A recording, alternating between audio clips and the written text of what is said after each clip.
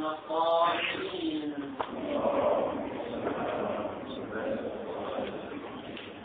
قلنا يوجد لدينا في حقيقة الشرع ثلاثة بحوث.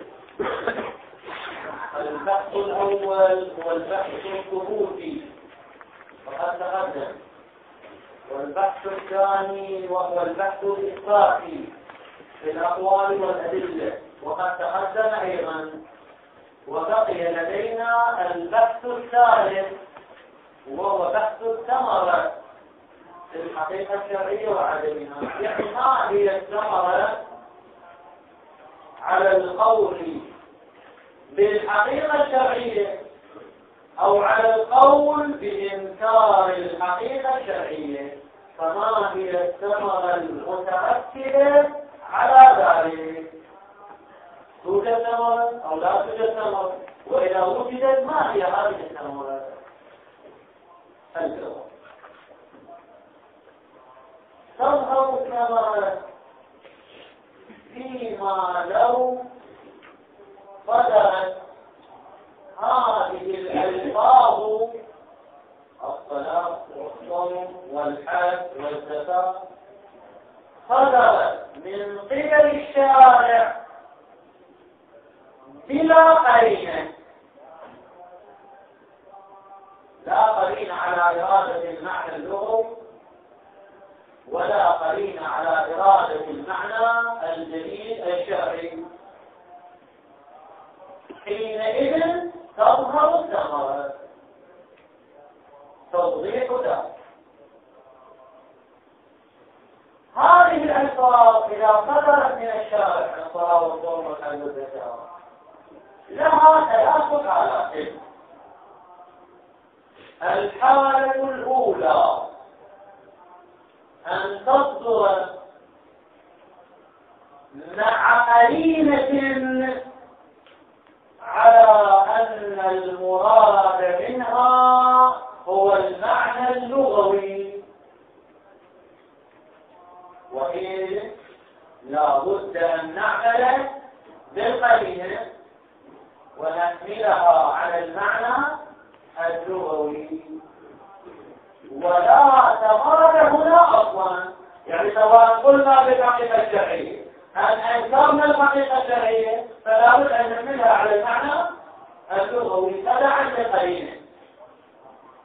الحالة الثانية أن تصدر هذه الألفاظ من الشارع مع قرينة على إرادة معنى جديد، يعني المعنى الشرعي، وحينئذ أيضا ماذا نفعل؟ نتبع القرينة ونحملها على المعنى الشرعي، ولا ثمرة حينئذ بالقول بالحقيقة الشرعية أو عدم القول بالحقيقة الشرعية. نتبع القرينة. الحالة الثالثة أن تصدر هذه الألفاظ بلا قرينة، لا قرينة على المعنى اللغوي ولا قرينة على المعنى الشرعي. فماذا نفعل حينئذ؟ نقول هنا تظهر الثمرة. فإننا إن كنا من المنكرين للحقيقة الشرعية فلا بد أن نحمل هذه الألفاظ على المعنى اللغوي. أما إذا كنا من المثبتين للحقيقة الشرعية فلا بد أن نحمل هذه الألفاظ اللي هي قرينة نحملها على المعنى الشرعي. كمثال: لو قال المولى ادعوا أو صل عند رؤية الهلال، صل عند رؤية الهلال، ولم ينصب قرينة على أن المراد من الصلاة هو المعنى اللغوي الدعاء، أو أن المراد من الصلاة هو المعنى الشرعي،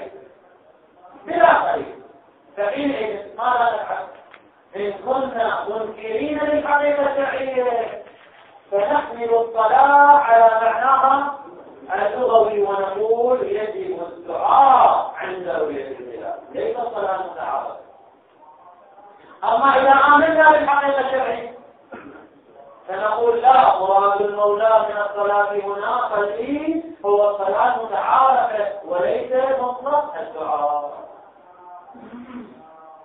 إذن تظهر الثمرة في حالة صدور اللفظ بدون قرينة. فإن آمنا بالحقيقة الشرعية آمنا على المعنى الشرعي، وإن أنكرناها آمنا على المعنى اللغوي. ولكن هذا المقدار من البيان لا يكفي، لأن الألفاظ أو هذه الحالة فيها صور عديدة وتفاصيل، فلا بد أن نذكرها تفصيلا. فنقول لدينا عدة صور ولا تظهر الثمرة إلا على صورة واحدة كما فيه. فنقول على القول بالحقيقة الشرعية يوجد لدينا أمران قد استحققا. إذا آمنا بالحقيقة الشرعية فلا بد أن نؤمن بتحقق أمرين. الأمر الأول هو حصول الوضع من سبب الشارع، إما الوضع التعييني الاستعمال وإما الوضع التعيني كما تقدم. هذا المهم حصول الوضع.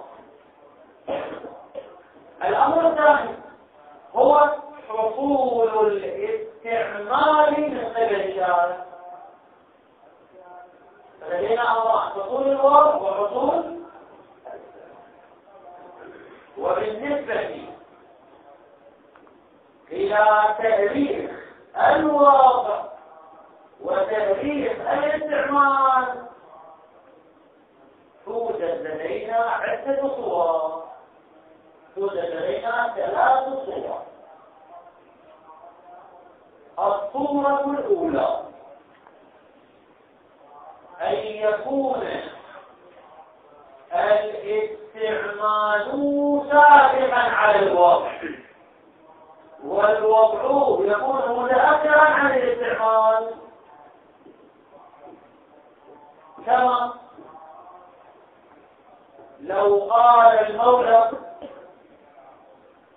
صلي عند رؤية الهلال، قال هذه العبارة في السنة الثانية، ولكن تحقق الوضع في السنة الثالثة للبعثة النبوية، فالاستعمال في السنة الثانية والوضع في السنة الثالثة، فالوضع متأخر عن الاستعمال. وفي هذه الصورة نحمل اللفظ على المعنى الشرعي أم على المعنى اللغوي؟ الجواب: لا بد أن نحمل اللفظ على المعنى اللغوي. لماذا؟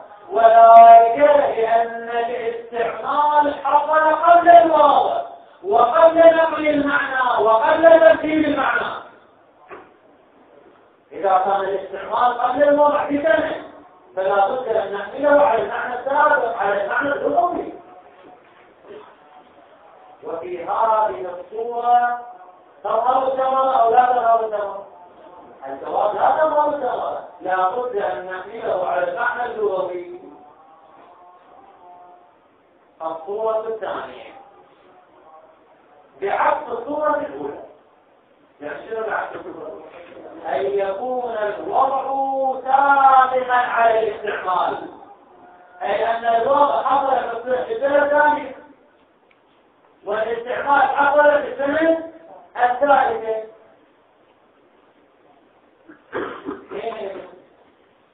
تظهر الثمرة في بحث الحقيقة الشرعية.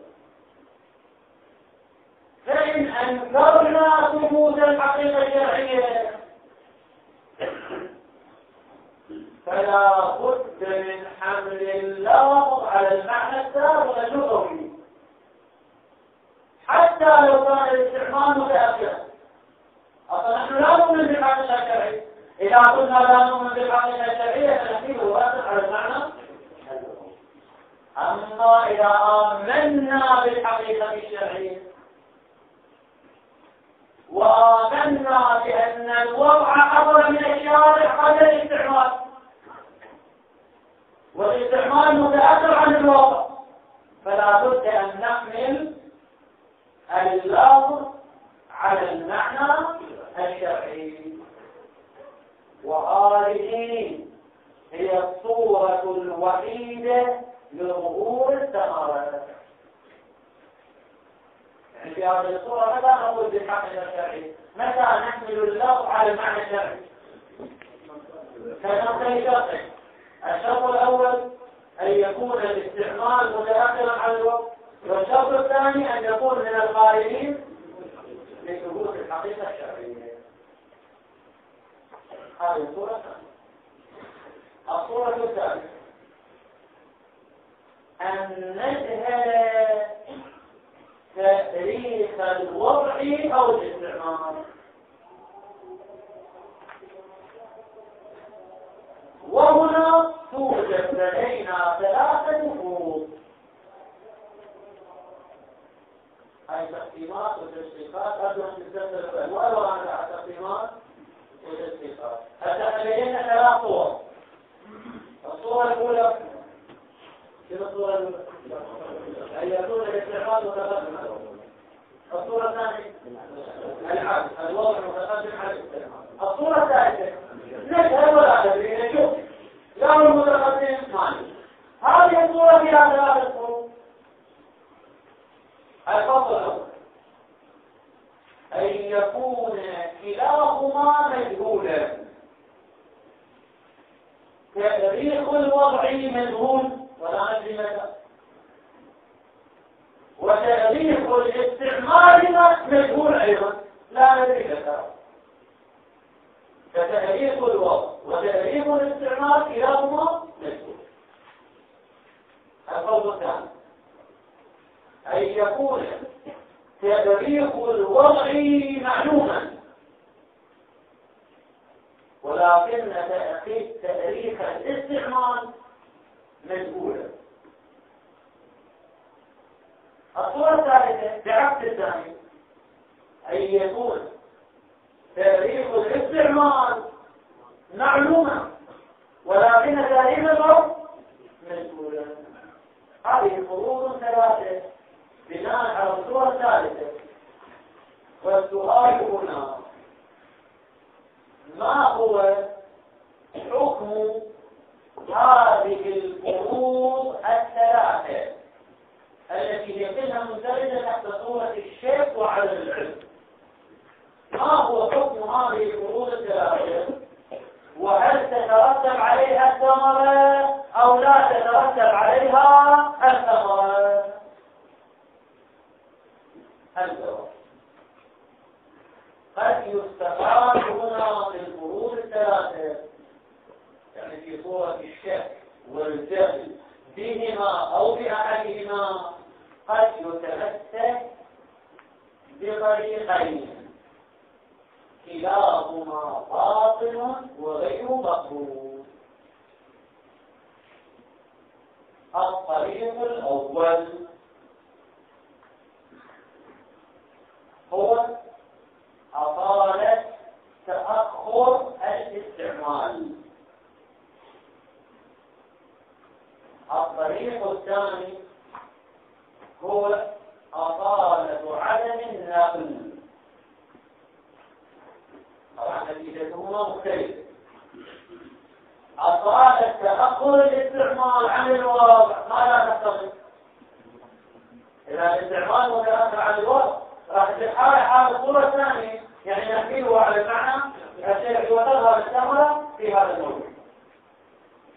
أما الطريقة الثانية وهو أطالة عدم النقل، تقول اللفظ ضار على معناه الأصلي، يعني لابد أن نحمله على المعنى الأصلي. إذا لدينا طريقة. الطريق الأول أطالة تأخر الاستعمال ونتيجته الحمل على المعنى الشامل. الطريق الثاني أقال عدم النقل ونتيجته الحمل على المعنى الأول. حفظ المعارف وحفظ المطارق حتى ننتقل إلى شيء بشيء. أما الطريق الأول أطال تأخر الاستعمال. نشوف أن الاستعمال متأخر أو ليس متأخرا.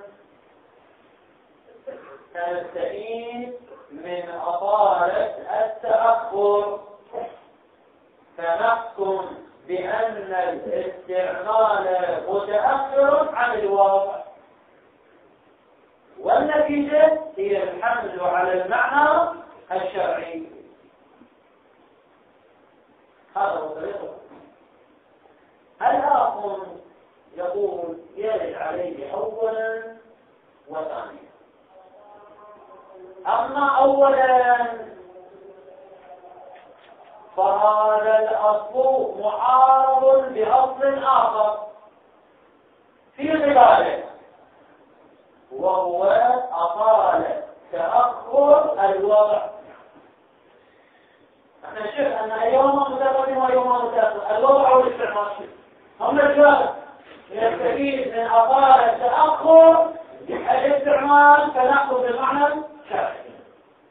نقول كيف هذا أطال التأخر الوضع على الاستعمال فلا بد أن نحمله على المعنى اللغوي، والنتيجة مختلفة فيتعارضان ويتخاطبان. أطال التأخر الاستعمال تتعارض مع أطال التأخر الوضع ويتخاطبان. هذا الجواب الأول. الرد الأول على الطريق الأول. الرد الثاني على ماذا؟ على أطال التأخر الاستعمال في وضع الرد الثاني. ما هو مرادكم من أطال التأخر الاستعمال؟ إما أن يكون مرادكم بأطال التأخر الاستعمال هو الاستصحاب، وإما أن يكون مرادكم هو الأصل العقلائي.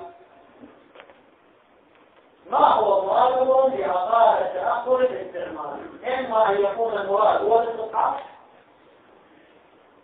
يعني الاستعمال لم يكن موجودا، الآن نشوف في وجوده حين الوضع أو عدم وجوده فنستصحب،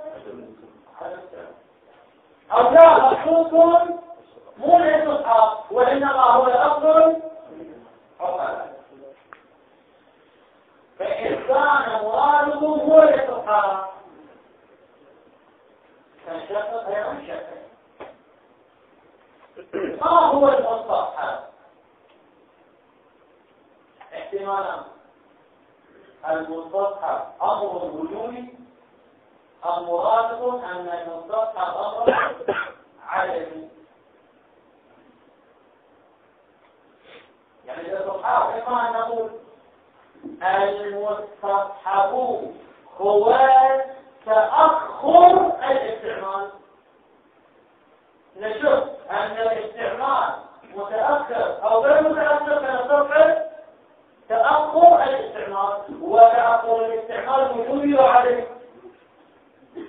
وجودي تأخر الاستعمال أمر وجودي فنستصحب هذا الأمر الوجودي.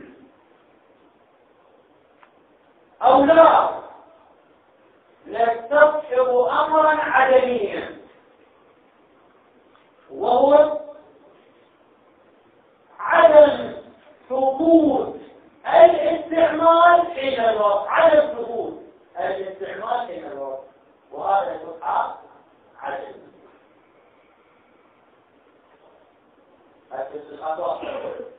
أنا عيد السريع. الرد الثاني على الطريق الأول. ما هو الرد الثاني؟ أنا ما هو مرادكم؟ الاستصحاب والأصل عقلائي. إذا كان مرادكم الاستصحاب فماذا تريدون أن تستصحبوا؟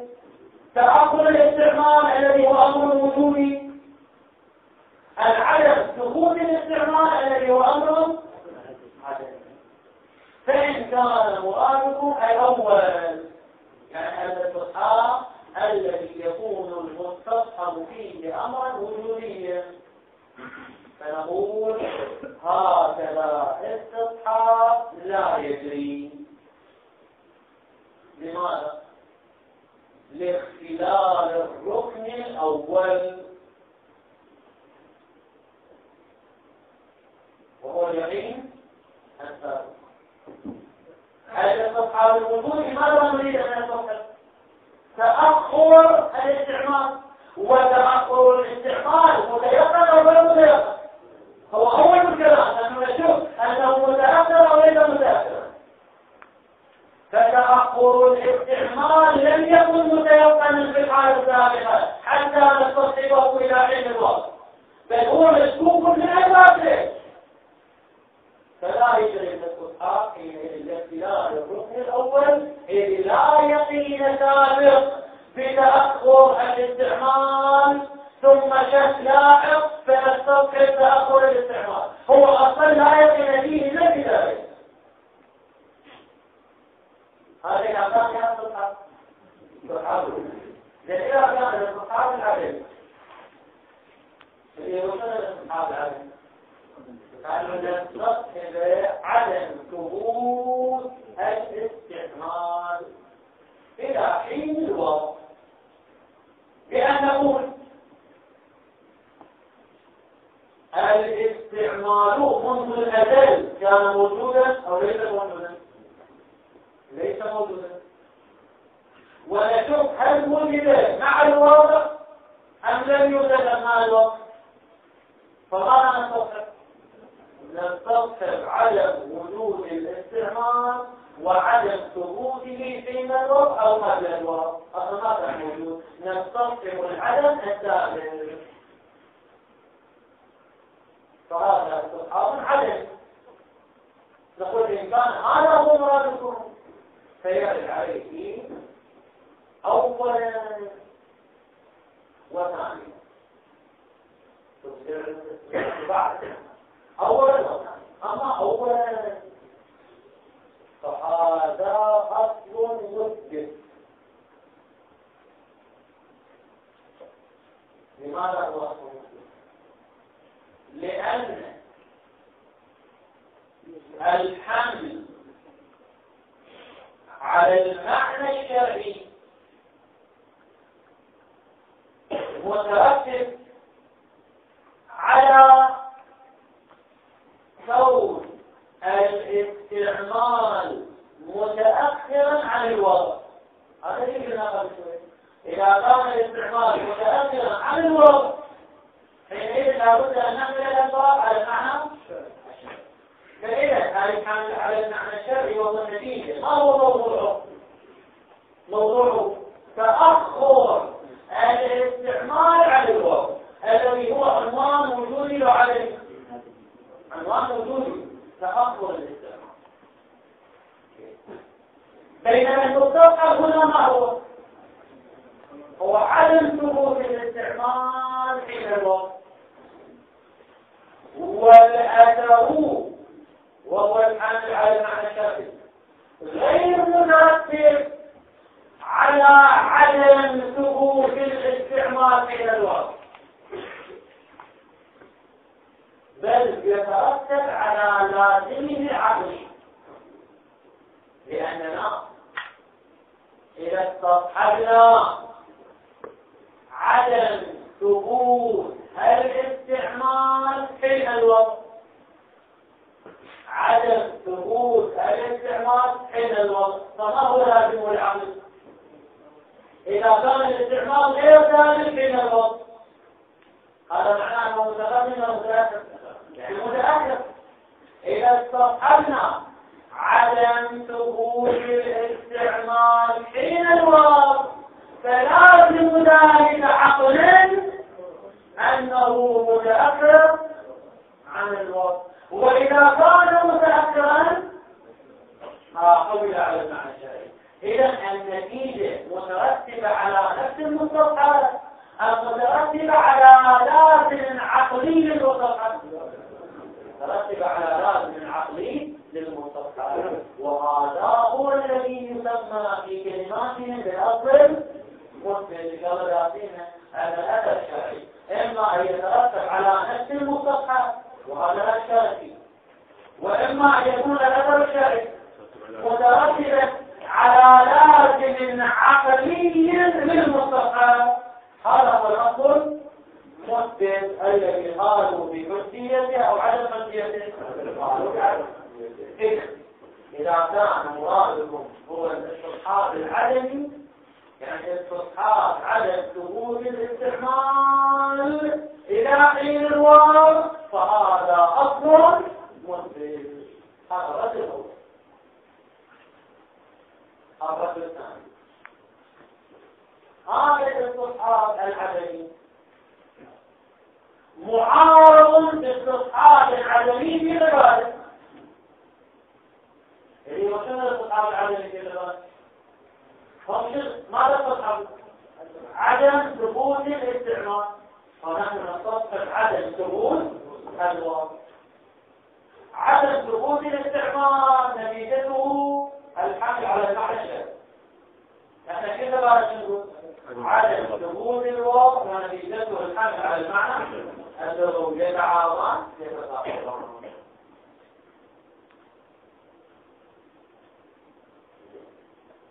هذا إذا كان المراد من أطال تأخر الاستعمال هو الاستصحاب، لأنه من الطريق الأول. أنا سميتها الصدورة الطريق الأول هو شنو؟ الطريق الأول اللي نستخدمه في الفروض الثلاثة، الطريق الأول هو أطال تأخر الاستعمال. زي ما هو المراد من هذا؟ هل هو الاستصحاب اللي أصل عقلاء؟ لأن ما حدث عن الأصل العقلاء اللي عليه، إما الاستصحاب أو الأصل العقلاء. إن كان هو الاستصحاب فنقول أولا يوجد لنا معارض لأطال تأخر الاستعمال، وثانيا أن الاستصحاب هنا ما هو؟ هل هو الاستصحاب وجودي أم الاستصحاب عددي؟ إن كان الاستصحاب وجودي فهو كان الاستصحاب وجودي له خاصة الركن الأول وهو اليقين. أما إذا كان الاستصحاب لا يأمر عددي فيجب عليه أولا وثانيا. أما أولا هو أصل مسلم، وثانيا معارض للاستصحاب الآخر. هذا كله إذا كان المراد هو. أما إذا كان المراد هو الأصل العقلائي نقول المراد من أطالة تأخر الاستعمال هو الأصل العقلائي، أي أن العقلاء يبنون في هكذا حالات على تأخر الاستعمال عن الواقع. وعمل العقلاء يعني نأخذ فيه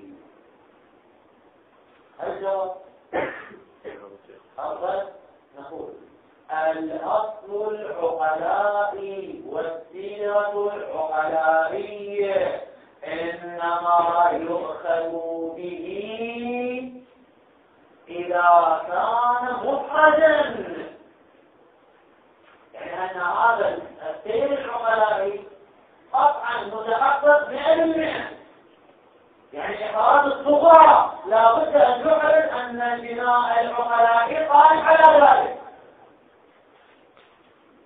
أما إذا كنا غير مفردين لوجود بناء عقلائي، أصلا شوف أبو بناء عقلائي لو ما أبو بناء عقلائي فهنا نستفيد من الأصل العقلائي؟ لا نستفيد من الأصل العقلائي. وفي محل كلامنا البناء العقلائي غير مفرد. توجد لدينا عدة احتمالات، 4 احتمالات. يحتمل أن العقلاء يبنون على تأخر الاستعمال، ويحتمل أنهم يبنون على تأخر الوضع، ويحتمل أنه يبنون على التقارن، ويحتمل أن لا ينضبط الاحتمالات الثلاثة السابقة، وإذا ورد الاحتمال فقد الاستدلال. هذا الكلام كله في الطريق الأول، الفقرة المطلق حتى تفضل العبارة. لفظ المطلق إلى الأول. نقول عندنا صور ثلاث. الصورة الأولى أن نعلم بتقدم الاستعمال على الوصف، سنسير على المعنى اللغوي ولا تعارض. الصورة الثانية أن نعلم بتقدم الوضع على الاستعمال، هنا تظهر الثمرة. فإذا قلنا بالحقيقة الشرعية نحمله على المعنى. الصورة الثالثة الشك، أيهما متقدم وأيهما متأخر. قلنا فيها فروض ثلاثة: الجهل بهما معا، الجهل بأحدهما حتى أن الاستعمال أو الوصف. وعلى الفروض الثلاثة في صورة الشك هل يمكن أن نستفيد من الحقيقة الشرعية أم لا؟ قلنا أمامنا طريقان كلاهما باطل. الطريق الأول هو أطالة تأخر الاستعمال، والطريق الثاني أطالة عدم التأخر. ما تكلمنا عن الحقيقة. أما الطريق الأول وهو أطالة تأخر الاستعمال سيرد عليه أولا وثانيا. أما أولا فهو معارض بأطالة تأخر الوقت، تأخر الاستعمال وتأخر الوقت يتعارضان يتضافران. الإيراد الثاني ما هو مرادكم من أطالة تأخر الاستعمال؟ هل مرادكم الاستصحاب أم الأشري؟ إن كان مرادكم الاستصحاب فما هو مرادكم؟ الاستصحاب الوجودي أم الاستصحاب العدمي؟ إن كان مرادكم الاستصحاب الوجودي فهو لا يدري باختلاف الركن الأول. وإن كان مرادكم الاستصحاب العدمي ورد عليه أولا وثانيا. أما أولا فهو أول مسلم، وأما ثانيا فهو معارض بأطالة عدم الوضع. هذا إذا كان الاستصحاب. أما إذا كان مرادكم الأصل العقلاء فالأصل العقلاء إنما يبنى عليه إذا كان محرزا. أما هنا فهو ليس محرزا، وإذا ورد الاحتمال فضل الاستثناء. هذا كله في الطريق الأول. تبارك الله. طبعا هذا الكلام كله مضمون في عبارة على صوت طريق الأول.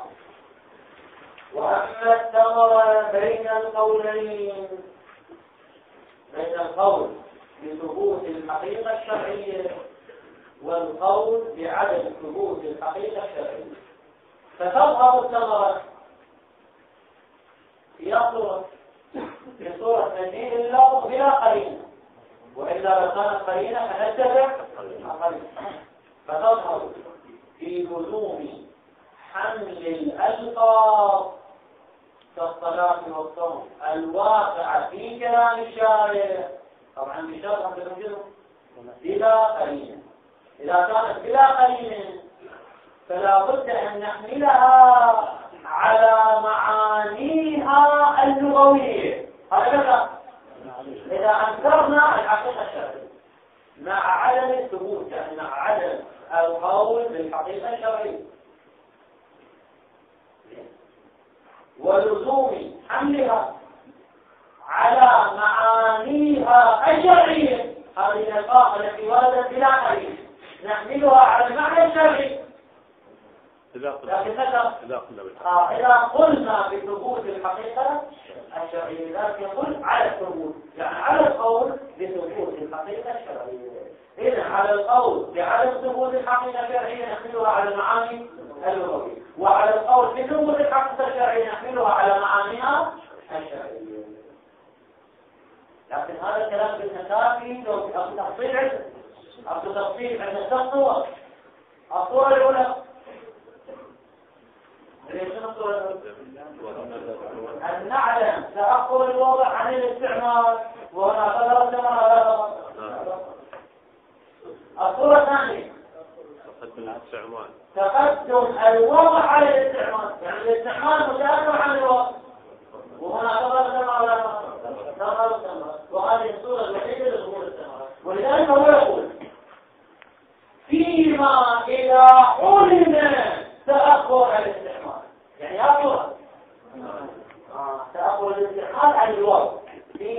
إذا علم تأخر الاستعمال عن الوضع أي صورة الثانية. أما لو علم تقدم الاستعمال على الوضع فلا بد أن يحمل على المعنى اللغوي ولا تظهر نفسها، لأن فقط في أصل الصورة الثالثة وهي الجهل.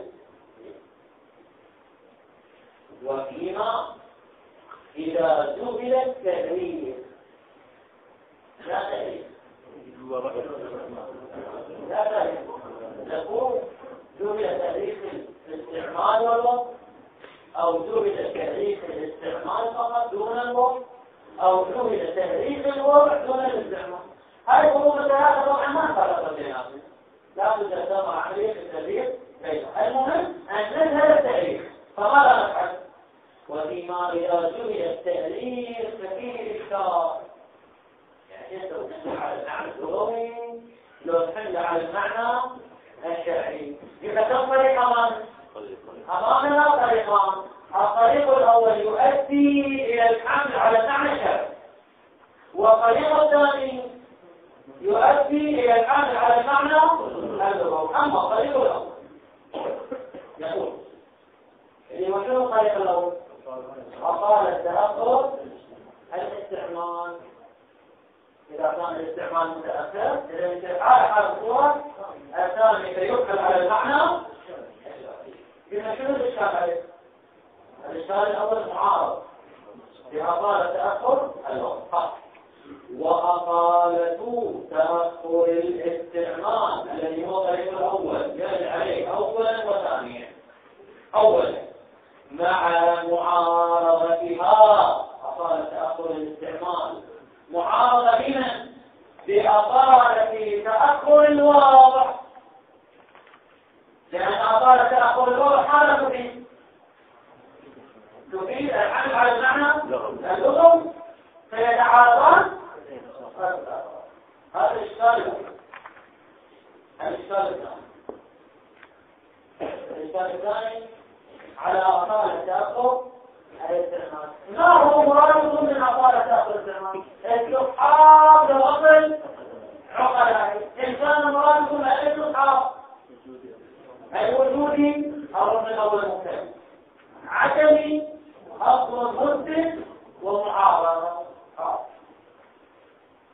وأقال تأخر الاستعمال مع معارضة ما أقال تأخر الواقع يرد عليها لا دليل على اعتبارها تعبدا إلا على القول بالأصل المثبت، يعني بناء على حمل الأقال على الاستصحاب ولا الاستصحاب العدمي.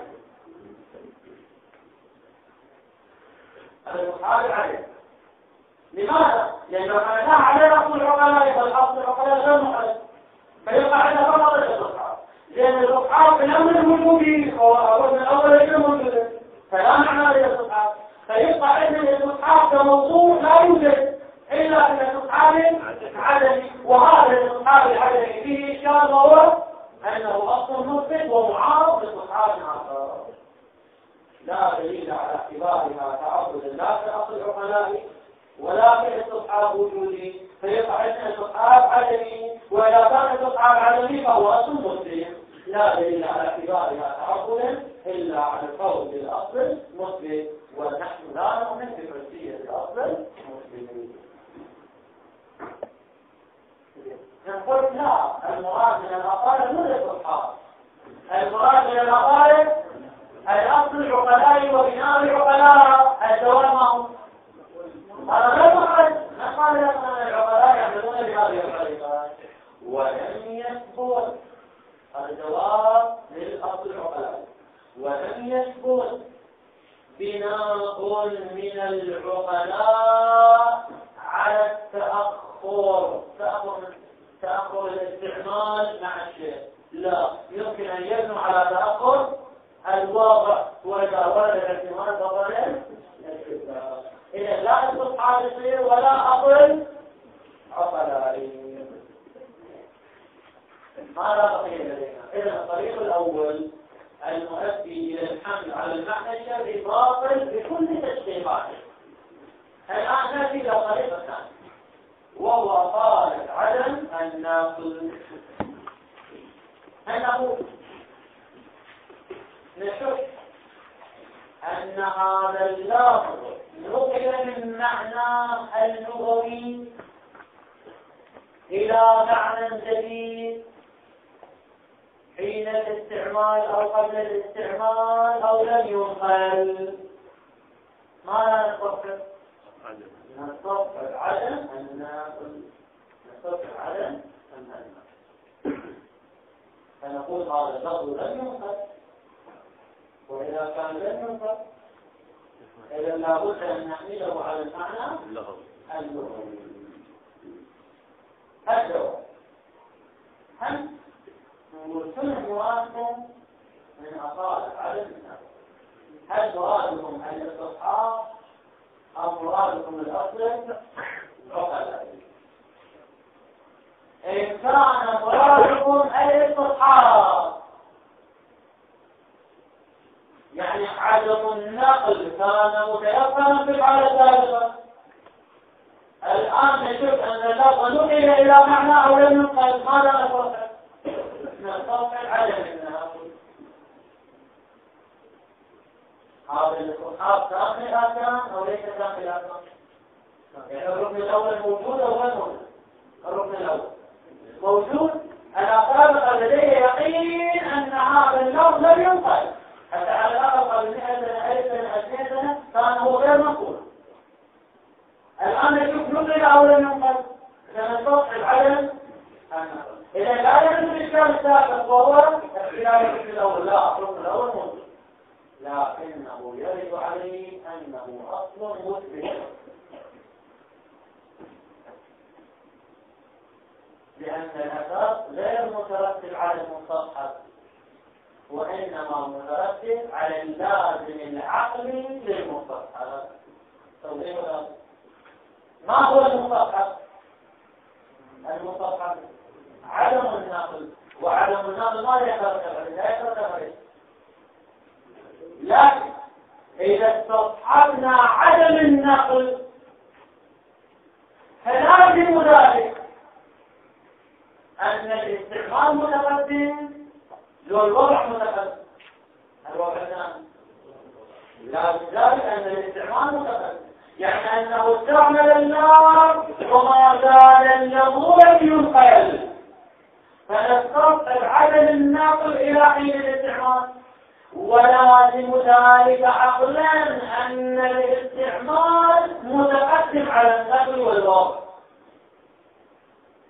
وإذا كان الاستعمال متقدما فلا بد من الحمل على المعنى اللغوي، فالحمل على المعنى اللغوي مترتب على تقدم الاستعمال، وتقدم الاستعمال ليس هو المستصحب، وإنما المستصحب هو عدم النقل، وعدم النقل لازمه تقدم الاستعمال على النقل. هذا أصل مسلم، لأن النتيجة تترتب على لازم المستصحب وليس على نفس المستصحب. إذا كان مرادكم من عضالة عدم النقل هو الاستصحاب فهو أصل هذا واحد الأمر، هو دخل عشر. نحن نريد نستصحب عدم النقل، فقال نريد نستصحب عدم النقل إلى حين الاستعمال. فإذا استصحبنا عدم النقل إلى حين الاستعمال فنقول الاستعمال حصل والنقل بعد لم يحصل، عدم النقل استصحبنا. وإذا حصل الاستعمال بدون النقل فلا بد أن نحمله على المعنى. نقول هذا أصل مسلم. ليش أصل مسلم؟ لأننا ما نريد أن نسلم، نريد أن نستصحب عدم النقل إلى حين الاستعمال. استصحاب عدم النقل إلى حين الاستعمال هذا لازمه أن الاستعمال حصل قبل النقل. نستصحب عدم النقل إلى وقت الاستعمال، هذا يعني أنه أيهما متقدم؟ الاستعمال متقدم على النقل والوضع، وإذا كان الاستعمال متقدم فلا بد من الحمل على المعنى العرف. إذن النتيجة الحمل على المعنى اللغوي مترتب على تقدم الاستعمال، وتقدم الاستعمال لازم لعدم النقل، فالأثر لم يترتب على المستصحب وهو عدم النقل، وإنما ترتب على لازمه وهو تقدم الاستعمال، وهذا أصل المسلمين. هذا إذا كان المراد الاستصحاب.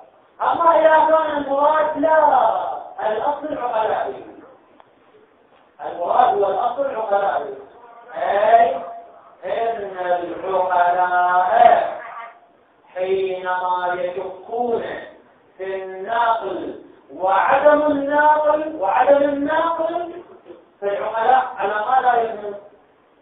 العقلاء يبنون على عدم الناقل. السيرة العقلائية قائمة على عدم الناقل. هذا هو الأصل العقلائي. لأن هذا الأصل العقلائي مفرد أو ليس مفردا؟ الجواب هذا الأصل العقلائي مفرد، بخلاف الأصل العقلائي في أصالة تأخر الاستعمال. هنا قلنا غير مفرد، أما هنا لا نسلم بأنه وقع العقلاء صيغتهم العقلائية قائمة على البناء على عدم الناقل، هذا أمر مفرد، ولكنه هذا الأصل لا يصلح للجريان في موردنا، لا يصلح للجريان في موردنا. لماذا؟ بين المحقق المسكين في تعليقاته على الفوائد قال: لأنه توجد لدينا 3 صور. الصورة الأولى أن نعلم بأن اللفظ موضوع للمعنى الفلاني، كلمة أسد موضوع على الكلام، ثم شككنا بعد ذلك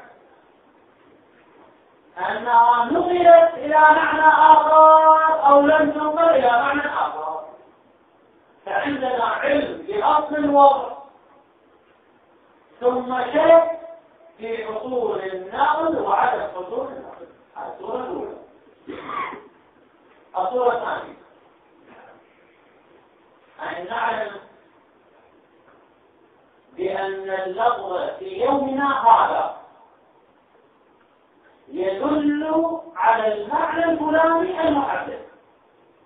يومنا هذا أنه الصلاة تدل على ماذا؟ تدل على هذه الآثار المخصوصة، ولكن هل هذا المعنى الذي يتغادر عندنا الآن يتغادر عندنا، هل كان موجودا منذ القدم أم لا؟ كان هناك معنى آخر وفي فترة سابقة تبدل وصار على المعنى الذي عندنا اليوم. وعلى كل الآن المعنى واضح واضح، لكن هل هو كان المعنى منذ أول الواقع؟ لولا كان اللفظ موضوعا لمعنى، ولكن قبل 1000 سنة تغير معناه إلى معنى آخر وهو المعنى الموجود اليوم. فماذا نفعل؟ الجواب: نستفيد من الاستصحاب القهقرائي. نقول اللفظ نقطع بمعناه اليوم، فنستصحب إذن هو كان منذ البداية موضوعا لهذا المعنى. طبعا الاستصحاب القهقرائي ليس بحجة، ما عندنا الآن نبحث عنه. الصورة الثالثة اللي هي محل كلامنا أن نعلم بالوضع ونعلم بالاستعمال. يعني نعلم بالوضع، يعني نعلم بالنقل ونعلم بالاستعمال، ولكن نشوف في المتقدم والمتأخر، هل الوضع متقدم أم الاستعمال هو المتقدم؟ هذا الصور. إذا اتضحت هذه الصور ثلاثة. أطالة عدم النقل والسيرة العقلائية عليها إنما تتم في الصورة الأولى. اللي هي الصورة الأولى أن نعلم بأصل الواقع ثم نشوف نقل أو لم ينقل فنقدر أطالة عدم النقل. أما نحن محل كلامنا الصورة الأولى، محل كلامنا هو الصورة الثالثة. فإذن الأصل العقلائي لا يجري هنا خاص. وأطالة عدم النقل إذا واحد يشتري منه نقول كان المراد ولد الخاص وهو أصل مثبت.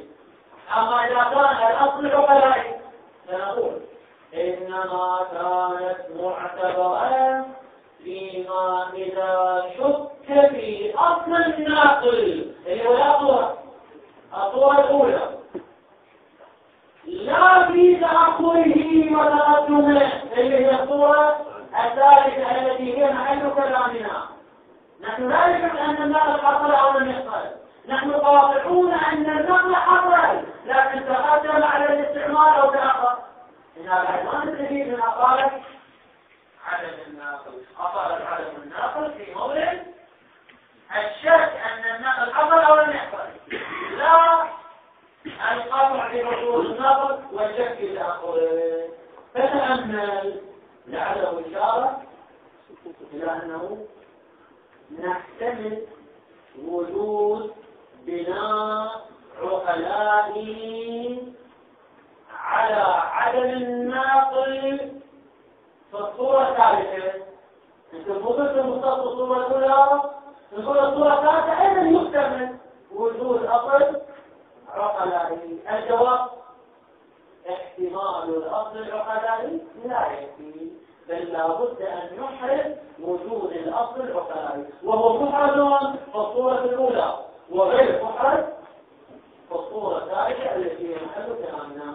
إذا لا يمكن أن نستفيد من أطالة عدم النقل ولا يمكن أن نستفيد من أطالة تأخر الاستعمال. ففي حالة الشك تظهر الثمرة إذن ولا تظهر الثمرة؟ إذا لا تظهر ثمرة عملية لا تظهر ثمرة عملية إلا في صورة واحدة، وهي العلم بتأخر الاستعمال عن الواقع، وهذا ما لا يقبله كثير من العلماء، فيبقى تحت الحقيقة الشرعية بلا ثمرة. ولذلك بعض الفقهاء يدعو إلى عكسه أصلا لا ثمرة، كما ذهب إلى ذلك الجد النهي والسيد وغيرهم. قالوا نحن نقطع بالمعاني في الواردة في الآيات والروايات، نعلم بأنها محمولة على المعاني الشرعية، بعد هذا لا حاجة للبحث عن الحقيقة الشرعية. والحمد لله محمد وآله الطاهرين.